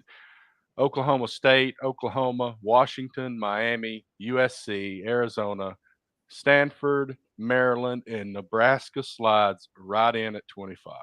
You meant Louisville, not Stanford. I did mean Louisville, not Stanford, because Stanford has no business being anywhere near this. Correct. They're awful. First exception I'm going to take with our fans. Missouri's too low. LSU's probably right. Auburn's a little high. Nebraska's a little high. Nebraska's proven nothing to anybody except that they can recruit and build a team. Now they have to go play. I said that last week. I said it before. USC is probably a little low. Washington, you guys are giving way too much credit to. There's going to be a substantial fall off on that team. I like where our people are with Miami, though. I'm not going to lie about it, Terry, because fuck them. The Hurricanes, I can't stand them. I think Arizona may be low here, honestly. Arizona's probably low. Penn State is probably low, to be honest. But I said what I said last week about Penn State, but I don't know. At this point, you probably got to give them a little bit of benefit of the doubt until they start losing some of those big games like I expect. But yep. But this is the first week, and this is why this is fun, guys. We're going to go through the top 10 now, I suspect, Terry, unless you have – I mean, I think our voters got the LSU thing right. I think that's probably where they belong and probably where they'll start and finish is in that middle. In comparison, and we talked about how much are we going to talk about the AP and the coaches polls because we're using it as our basis for our options. But in comparison here, let me run through. So like the AP, I'm not going to recite all of them. Of the teams here, Penn State's number 8 in the AP. So they're 3 below. Yeah. In our poll, they're 3 below. So that's not too bad. Missouri's 11 in the AP, and we've got them right 12 here. Yeah. I honestly think Missouri's better than what they are in the AP. I don't see Nebraska and Auburn were not in the AP poll. Right. They had votes, but they were not in there. I think we're neither one probably going to get, honestly, based on our fan base, we're probably going to get some higher votes for Auburn and Nebraska, at least until they stink something up. Correct. So till I scream, quit voting for my Huskers. Because I don't know how many times in my life I've said Auburn's the best 4-loss team in the country. That kind of. Well, that's what I told you the one year. Nebraska. We talked about this. Nebraska went 3-9 the one year, lost those 9 games by a total of 47 points. Every single one of them was a 1-score affair. Okay, great. You're the best 3-9 team in the country. Who gives a shit? But they played to the end. Yeah, let's just not lose at home to New Mexico State. And when I say that, I mean Vanderbilt, because New Mexico State just kind of moved to Nashville. Quarterback and head coach are now at Vanderbilt. At Vandy, or as we like to call them around here, effing Vandy. Terry, what's number 10? Number 10, Ole Miss. A little bit low, in my opinion, here. Way low. Jackson Dart returning, big game lame, the offseason they have. But again, they've got to get it done, and they've got to get it done when it matters. Lane Kiffin lost 2 games last year, and that was to Georgia, big time, and it was a closer game to Alabama. Ole Miss belongs in the top 10 for sure. I think you guys are a little off on this one. But again, that's the fun of this, is that none of it matters until you actually snap the football. I think there's some parallels here. I said what I said about Penn State. Was it last week? Yeah, I guess it would have been last week. I think Ole Miss is similar. Lane needs to win some big games. And he did the bowl game against Penn State. However, we always have to put the asterisks by the bowl games now because not everybody is playing. Yeah, and I think until he can actually knock off some of these big teams in the SEC, I'm going to have a ceiling for him. Now, I didn't put him at number 10. I definitely put him higher than that. Mm-hmm. But Ole Miss is a team that I'm looking for Lane to get over that hurdle. And maybe this is the season for him to do it. And this might be the season. Of course, his father, the great Monty Kiffin, died. Of course, he's tied to Nebraska as was one of the defensive coaches. I believe he coached linebackers. The Tampa 2 defense was created by Monty Kiffin. So Lane has obviously spent a lot of time dedicating things to his father. I think Kiffin has the team to go for a run and run deep in the SEC. And I know we're going to get to playoff predictions before the show's over. But I think they're better than 10, Terry. And that's just based on the fact that you and I read all of the stuff, all the offseason. I send you everything, even if you don't watch all my reels. You understand. I eventually do. It just takes a while sometimes. But Jackson Dart coming back is a huge piece too, particularly when Ole Miss is an offense first team. Make no mistake about it, guys. Jackson Dart should be on the early Heisman watch list. He is an incredibly gifted quarterback with good vision, good arm strength. He got better and better as the season went on last year, and that's kind of what we're looking for this year. To Terry's point, though, it doesn't matter until you win big games, and that's why we call him Big Game Lane. It's an ironic nickname, folks. He hasn't won any big games. Well, against Penn State, he won the big game against Penn State, but just has not gotten over the hurdle, as Terry calls it. But he's got these monsters in the SEC that have really just thwarted that, I would say. And there's more monsters now. Texas is sitting there in the way. Yeah, Texas, and we just saw Oklahoma, Tennessee, and LSU in the bottom. The 15. They're in the top 15, so it's not like they're that bad either. Anyway, right. I'm looking forward to seeing what Ole Miss can do. It should be fun. It should be some definite close games, even if they don't win them. And we have friends that are hoping for a lot of wins for them. So for you guys, we hope they do it. And one other thing before you click the button, Terry, because of their offense, they're always going to be in the game unless Georgia does to them what they did last year. That offense is high speed, high octane, and Lane's calling it. So make no mistake about it, their offense first. If he can get some stops, they might win a few more games this year. Click us for number 9, buddy. Number 9, defending national champions, Michigan Wolverines. This is reasonable. Even though they got a vote for first place in the coaches poll, that's just one of those stubborn people that says the champions are the champions until they lose, I guess. But Michigan is number 9. I feel like this is probably the right place for them. They lost a lot, including the head coach, half of the coaching staff. They've had the scandal with Connor Stallions, who apparently took a defensive coordinator position at a high school there recently. Wow. Yeah. They've got J.J. McCarthy, we talked about at the Open. He's in the NFL. Blake Corum is gone. So there is a lot that Michigan has lost. I think the biggest thing that they lost is indeed the head ball coach, Jim Harbaugh. I think that's going to make a big difference. He was a player's coach. They bought in. They believed in him. I understand he didn't coach 6 of those games last year. He was at the practices, guys. He was still calling the shots. He was directing everything that happened. And I think that more is going to be on a very short leash and a very short timetable. If he doesn't deliver, they will not renew his contract. He will be gone very, very quickly. They could surprise us. You know, there's teams that do that. We expect them to fall, and they just keep going. Question is can Michigan stay at that level? And I don't know. I just don't think so, but we'll see. They could prove us wrong. There's always that one team. Last year, we kept saying Washington was going to lose, and they didn't. Yep. Maybe Michigan's that team this year. Number 8, Florida State. Maybe a little low. Compared to teams from the ACC that I haven't seen mentioned yet, I think they are low. Agreed, because they are the best team in the ACC plus Notre Dame.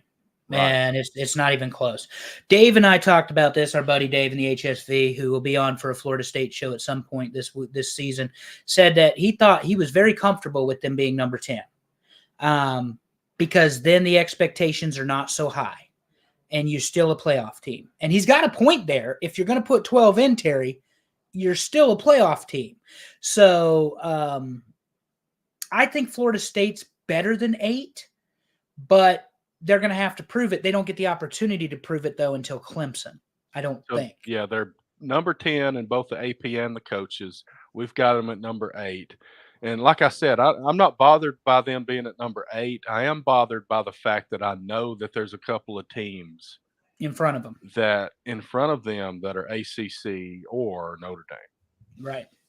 Meaning Clemson and Notre Dame are coming up, folks. Terry just spoiled it for us all. It's hard to say a team named Notre Dame without just saying Notre Dame. Correct. Number 7, Texas. Little low, in my opinion. A little bit low. Little bit but low. We got some teams that, like we said, we got some teams we don't think belong in the top 10 that seem to be pretty high for us here. Yeah, Sarkisian's going to start his season he's going to have that big signature win against Michigan. I believe it's in Ann Arbor. Hook 'em horns. And, then he's going to have a dogfight against Georgia. Welcome to the SEC, sir. But Sark is not afraid. He took down Alabama last year. All that controversy he had with the Final Four was caused by the Texas win over Alabama early in the season. Alabama, of course, was a much different football team by the time they went to Atlanta and beat Georgia for the SEC championship. But with Quinn Ewers back at the quarterback position, with all that, now they've lost 2 running backs, Terry. I did not put this in the notes, but Texas has lost two running backs to season-ending injuries as well. But Texas is one of those schools that they are deep. And so, again, everybody wants to see the Manning kid. They want to see Arch Manning. If Quinn Ewers does what he did last year, you're not going to see Arch Manning. But Texas will play good defense. They'll have good offensive poise. I really, really, really think that Sark is a top 5 coach. The rehab he did with Saban, he's quit drinking. He's very open-minded. He's learning things. He's very zen about things these days.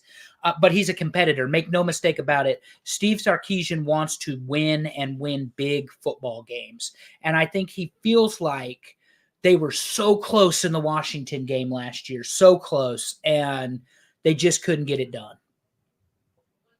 That's right. I think they come in. We talk about Texas and Oklahoma coming in. Oklahoma beat Texas last year, but Texas is definitely the team. They made the playoffs. They are the team that we think can come into the SEC and make some waves. And compete immediately. Compete immediately. And they've got some depth at quarterback, even with losing one of their 3 quarterbacks to transfer. They've still got 2 solid quarterbacks. So if they get an injury, it's not going to change much. And there is no consideration of burning a red shirt this year. That's right. And that was seriously a consideration last year. It was. And that was a big reason to stay. It's like, I can keep a red shirt season. I will stay based on that. No. Number 6, Clemson. Too high. This is a bit high. Now, they are number 14 in the coaches poll, and they are number 14 in the AP poll. So and I didn't rank them in believes in Clemson.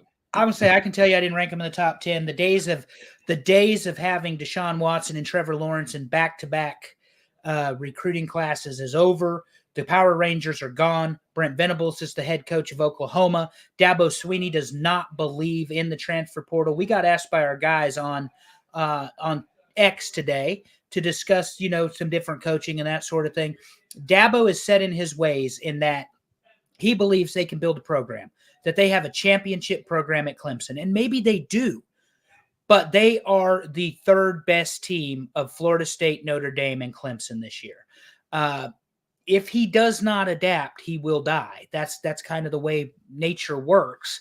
Clemson's going to have 3 losses this year. They're going to take a 17-point ass whooping from your Georgia Bulldogs, and it's going to be ugly. That's how that season's going to start for them. And I know you didn't ask me to predict scores yet, Terry, but I mean, I'm dead serious. Georgia is going to put it on Clemson, and Clemson isn't going to have an answer for it because they don't have a very good defense. And when you have the benefit of a Deshaun Watson and a Trevor Lawrence, do you know what those 2 guys have in common? They both playing on Sunday. They both won national championships. They both had great offensive lines and receivers and a defense that kept them in good positions all the time. They don't have that at Clemson anymore. I'm predicting for Clemson Tigers a minimum of 3 losses. Okay, so I will say I voted. Like I said, I can't recite to you my top 25, but I believe I probably voted Clemson a little higher than number 14. But I did not vote them up this high. I'm thinking that even though I think the pattern is that Dabo doesn't want to use the portal, he's going to lose players to the portal. He's not going to gain players from the portal, and that's a net loss based on the portal for Clemson, and that's the big key problem here. That being said, Clemson is still. I don't think they're quite gone yet. I think they're going to put up a fight, at least for portions of the season, especially if Tyler calls in to the coach show. It'll fire up Dabo, and we might see some fire in his team. So I don't think they're number 6, but I think they still got a little fight in them. Number 5, Oregon, and this is a bit low. Not tremendously low. I mean, I don't know that we're putting them at the top spot, but I think this is probably a couple of spots low. Well, so did the AP. They put him number 3.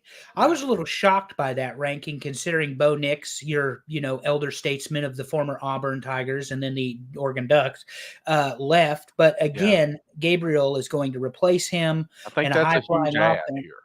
Yeah, Yeah. they're going to play some really good defense at Oregon. They're going to press. How do they respond to the Big Ten is the X factor.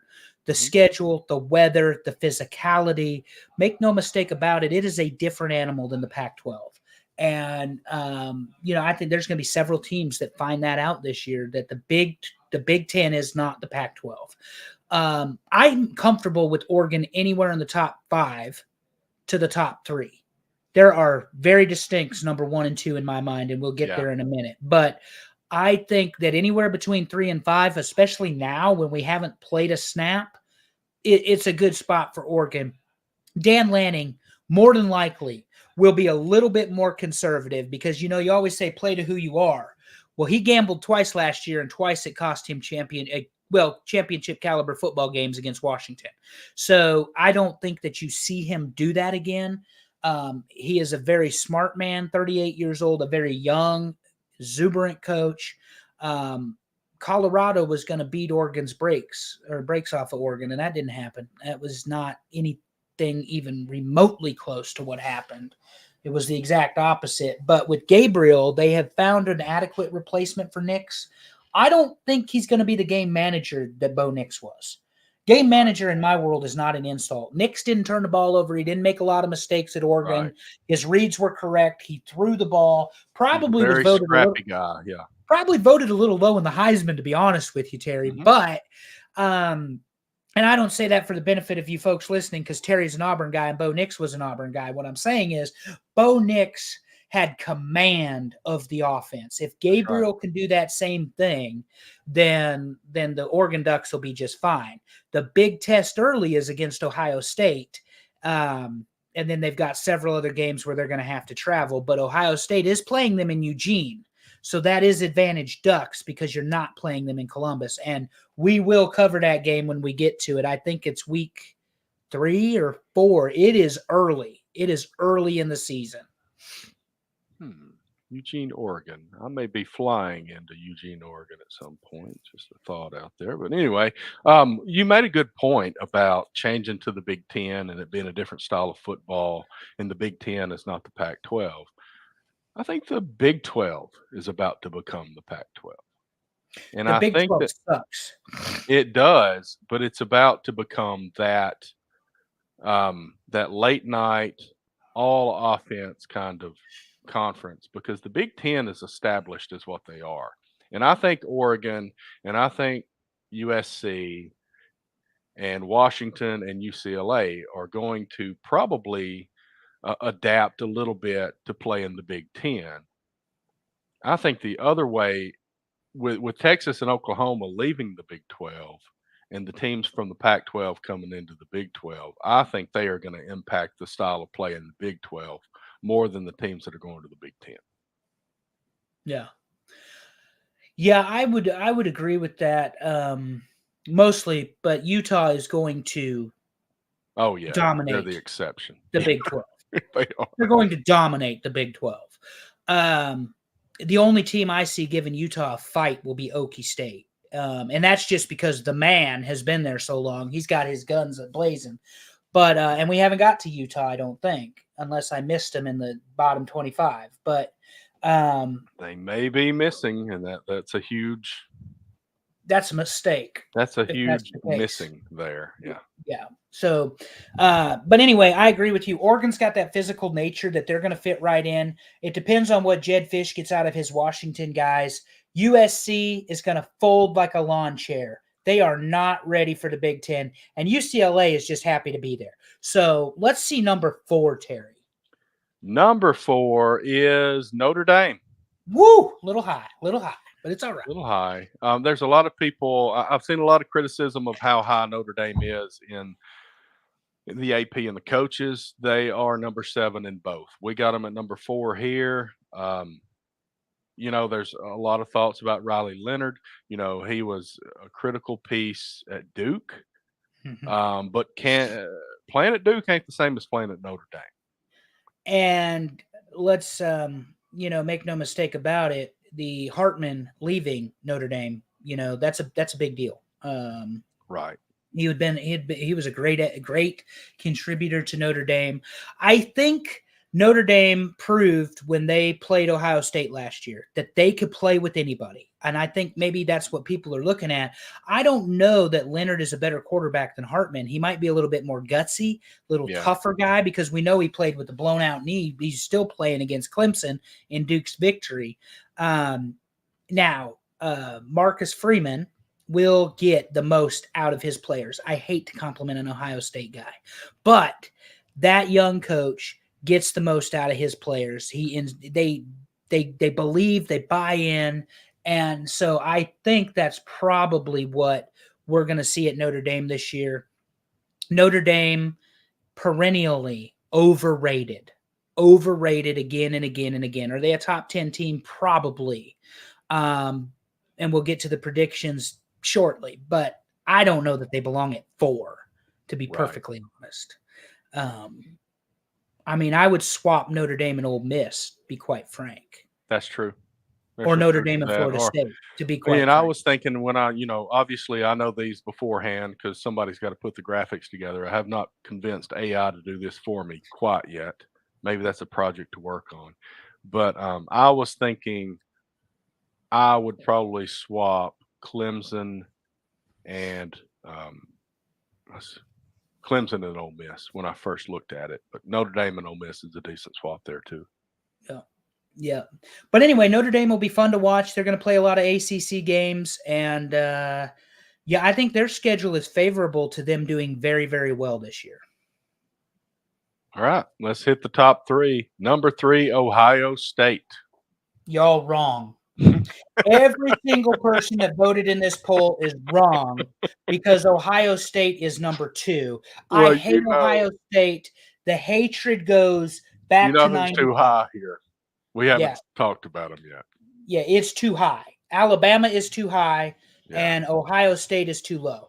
Ohio State is the number 2 team in the country.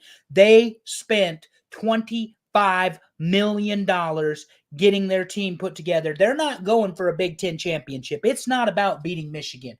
This is about winning the national championship under Ryan Day with the help of Chip Kelly, his new offensive coordinator.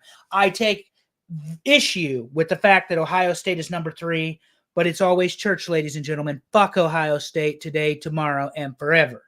Terry, your thoughts on Ohio State? Ohio State's number 2.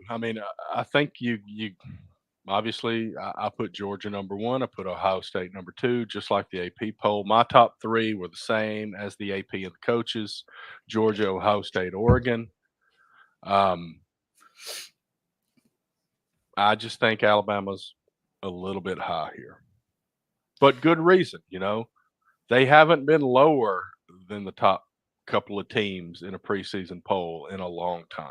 It's going to take some time for people to release that, and I think that's what we're seeing. Agreed. Ohio State, but they are stacked. Ohio State is stacked. They've got depth. They've got talent. You're going to see speed, power, quickness. If you want to see how to assemble a football team for your NCAA 25 game, watch Ohio State this year, ladies and gentlemen. All right. Number 2, Alabama. And it's going to be a big question mark. They've been rolling for a long time. They've got DeBoer in now. I don't know what to expect. I don't want to vote them too low to begin the season because I burned myself with that thought process before. But I don't know. 17 seasons. The greatest coach of all time led this team and won 6 national titles. All the SEC championships, 29 losses.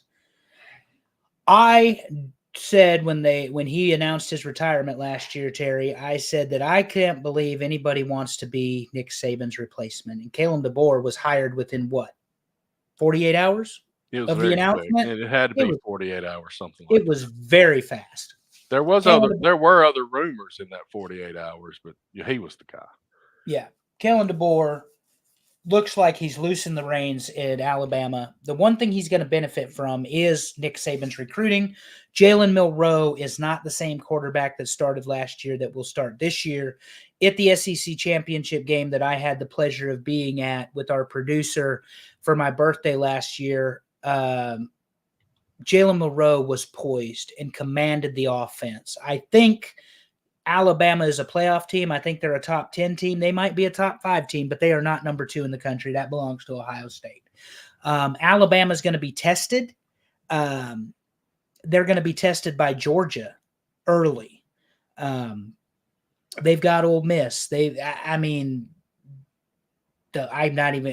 Auburn. Me and Terry are planning to go to that game. There's going to be plenty of competition for Alabama, plenty to see if they really are the real deal or not.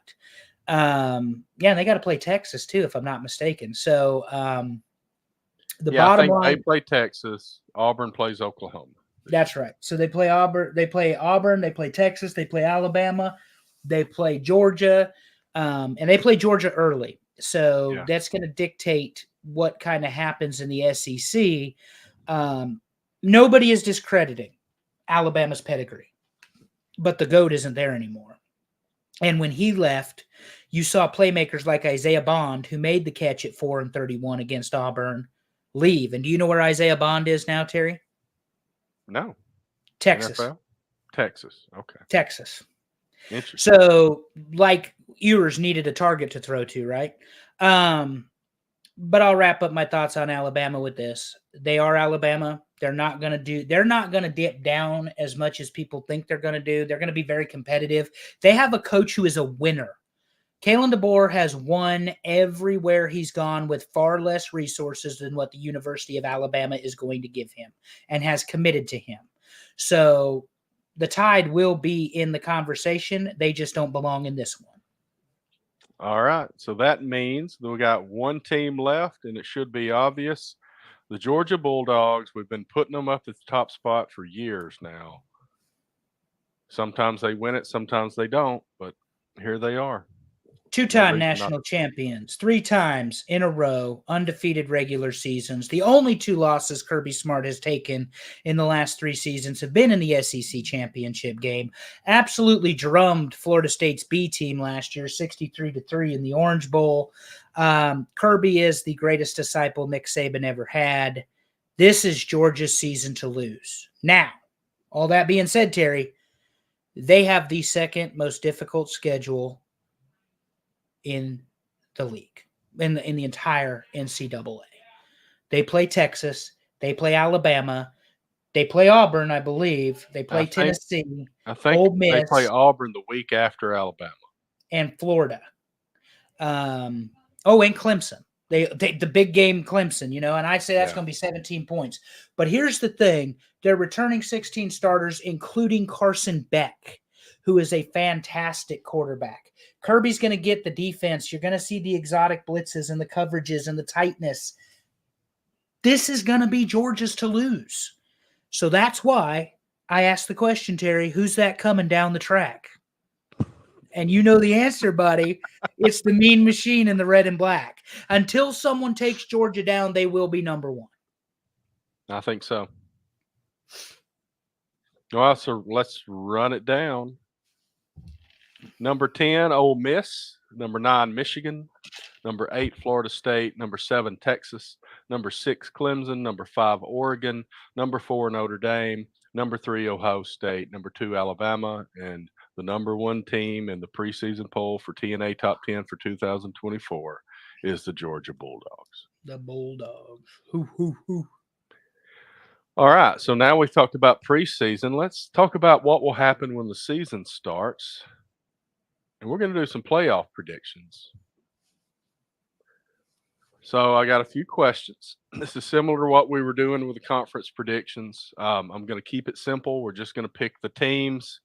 I got a pattern here. Not necessarily the seeds, because that gets real complicated to pick that. But let's start with, and we've kind of already said this, SEC champion.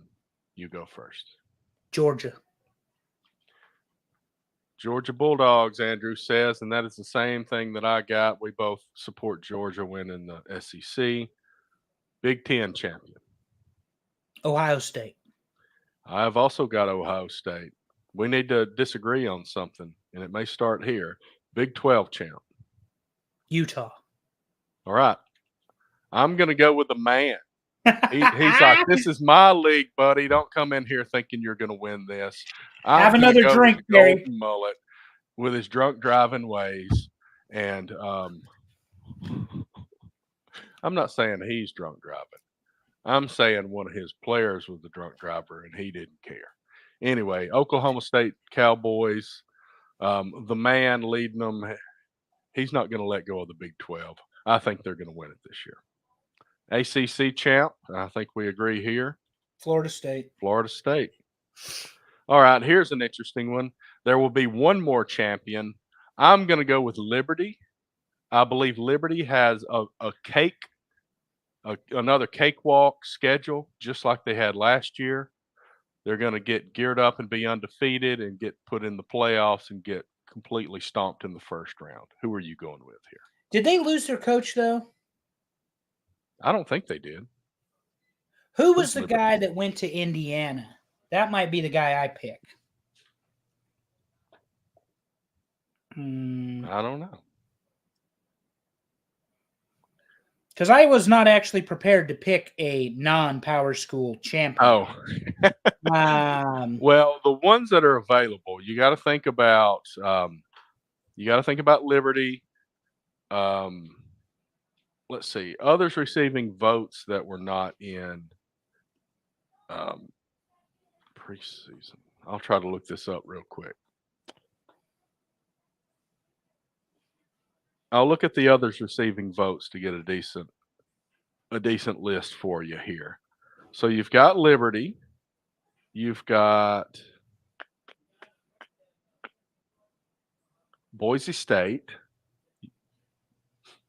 Air Force. Those are probably the three top ones, I would say. I mean, it's hard to bet against Liberty. Kurt Cignetti was the guy's name. Kurt Cignetti is the one who took over Indiana football. But he came from somewhere. And I forget where he came from. But so you're saying it's Air Force, Liberty.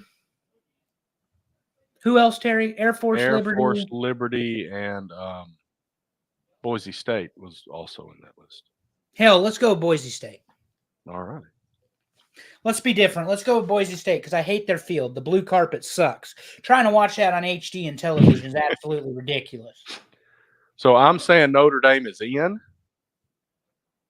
I agree. Notre Dame is in. And they're in. Yeah, they're in pretty high. Right. No higher than 6 or no higher than 5, actually. I guess it is, based on that rule you talked about earlier. But it's not true. But no, we have it wrong. If you read the rule, I stuck it in the notes, and we can read it out loud and see if our listeners agree with our interpretation of it. But it's a silly rule as far as I'm concerned. The 4 highest ranked conference champions will be seeded 1 through 4 and will receive a first round bye. Okay, that makes sense. So the SEC, the Big 10, the Big 12, and the ACC, they're all going to get a bye. The 5th conference champion will be seeded where it was ranked or at number 12 if it's outside the top 12 rankings. Okay. So top 25 Liberty could be number 12, or if they were ranked number 7, they're going to get the 7 seed. That's the way I read that. Yeah. But that has been tweaked compared to how they proposed it originally, because it was originally that team was getting the 5 spot automatic. So anyway, and then it says 12 ranked non-conference champions ranked in the top 4 will be seeded beginning at number 5. Because of this, the seeding 1 through 12 could look different than the final rankings.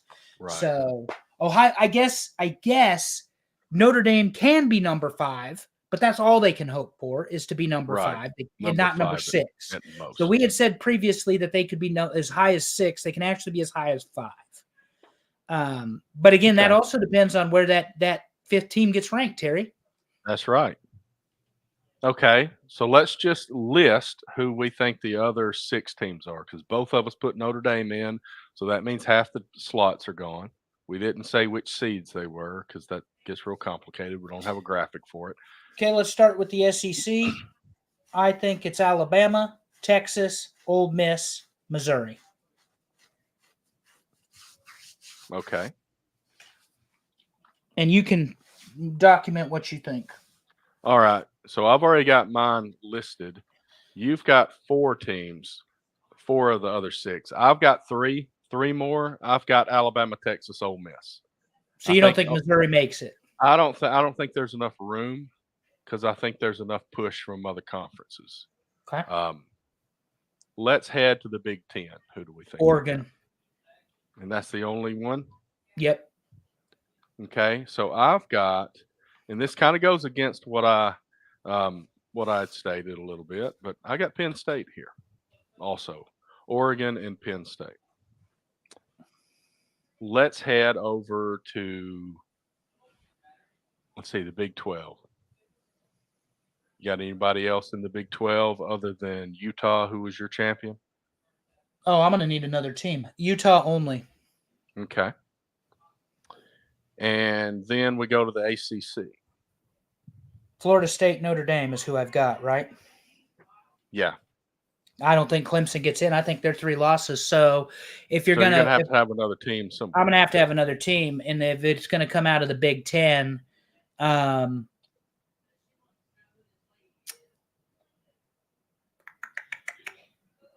Big Ten.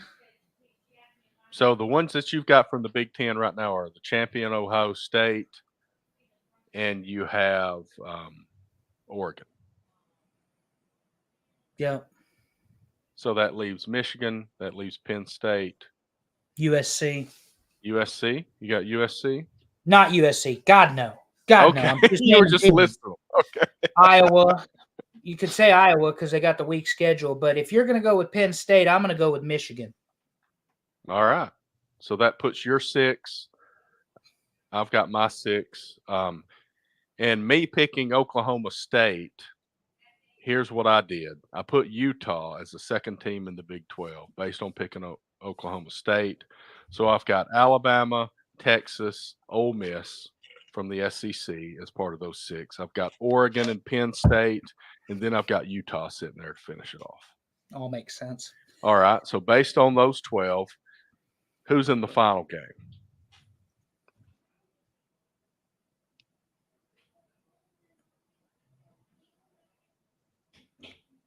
Georgia and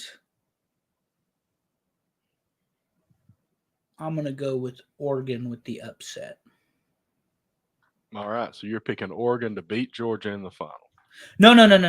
Georgia's going to win. I'm picking Oregon instead of Ohio State. Yeah. Okay. So you're picking Georgia to beat Oregon in the final. Yes. I picked an upset that Georgia doesn't make it, and I've got Ohio State versus Texas, with Ohio State beating Texas in the final game. There we go. So there we go. We're probably all going to be wrong, but you know. But hey, we got to pick something, right? Watch Washington keep rolling out of nowhere. Nobody expects it. Buddy, nobody gave them any respect. We joked about it last week, but the AP and the coaches poll did not give Washington any love. Well, they listened to us too much last year, I guess. Maybe. Well, we were wrong all year, like you said. So we did put out the pick'em. We will normally at this point of the show pick the top competitive games. I think both of us think Florida State's winning this game against Georgia Tech, right? 3 or 4 touchdowns. They're going to run away with it late. Yeah. So we're not gonna do any picks this week just because there aren't any games to really pick. They're just 5 games. None of them are really that close matchup like we're going to start getting next week. So we're going to hold off on that. But we have put the pick 'em out there. It's on social media with TNA Top 10. For those who have followed us on Twitter, we've got a new Twitter for TNA Top 10 that allows us to do this streaming. We had to create a different kind of account because the kind of account we had before would not let us stream. So please follow the new one. The new one on Facebook and on Twitter has shared the link to ESPN fantasy games for the college football pick'em. That's out there. We'll continue to share that probably throughout the season. You can probably join even if you end up late. So we'll try to put that out there. That should be fun. We'll try to update the results of that, and we'll do our regular picks like we always have. I think that's about it for the show.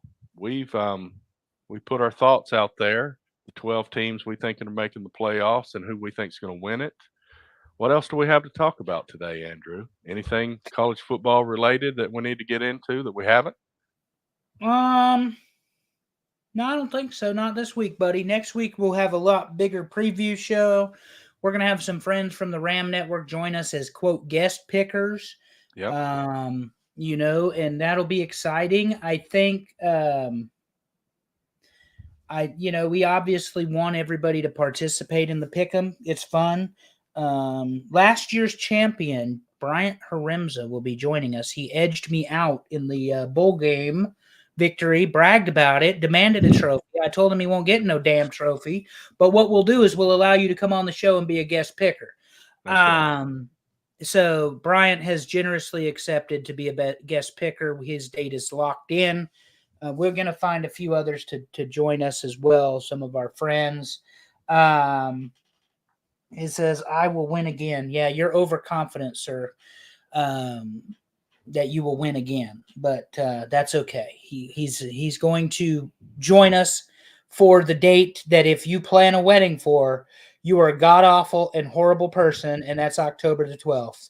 And anybody who has seen the little graphic for October the 12th understands that's a big day in college football with 4 top 15 matchups as of right now. So do not call, do not write, and do not text me. But no, everybody, please join us for the fun. This only works with you guys. Like the one thing Terry and I did last year, because we were the 2 voters, was tied a lot. We need more participation. So that we I'm so glad that I'm not making those graphics with all those stupid tiebreakers and stuff. Oh my God, tiebreaker rules, etc. So we need everybody's participation. If you like us, if you like our show, if you like what we do, just vote. Like Terry said at the top, we're going to try to figure out these logistics. I think we've got the polling figured out. That we're going to use the coaches poll, the AP poll, and teams receiving votes. That's going to give you probably 30 to 35 teams to pick. And this is TNA Top 10. It was so 54 we ranked the top this 10. Week. So How many? More. I think it was 54 this week. Yeah. But it won't be after we start actually playing ball games. Yeah. So I think that's probably the best way to do this. But the other thing, like Terry mentioned, this is TNA Top 10. So do we pick the top 10 or do we pick the top 12? I or think do we pick do. 15 or do we pick 25? Send us some feedback. Let us know what you guys want to pick. I lean towards 10 or 15. 10 because this is TNA Top 10. 15 because you get the 12 playoff teams plus the outside 3. That's I think we do 10, and I think we need more voters. So let's push it out there. Share with your friends. Vote early, vote often. Only once a week, though. Don't be cheating on us now. Even though he just said vote early and vote often. Whatever. But no, next week, first weekend of football, it's 0 week, which is kind of lame, but we'll get to see what Florida State looks like. That'll be a big deal, at least for Dave. And we'll see if DJ has gotten rid of the jitters that he had when he played in Clemson. So we'll find out. That's right. All right. If there's nothing else, thank you, Andrew. This has been fun. I can't wait till next week where we're going to put our names on the line with some picks to some individual ball games. That'll start being fun. And we'll have Bryant on to help us do that, and that'll be great. And we'll keep records of this stuff, and we'll take a look at it as we go. Thank you, Andrew. Thank you, Allison. Thank you, everybody that joined in. Thank you, everybody that voted. Please join the pick'em. Please share with all your friends. Please vote on the polls. And if you got any good ideas, please let us know.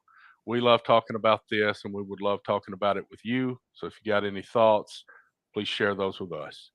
But before I go, just as I always say, be a champ this week in everything that you do. See you guys next time. Thanks for coming.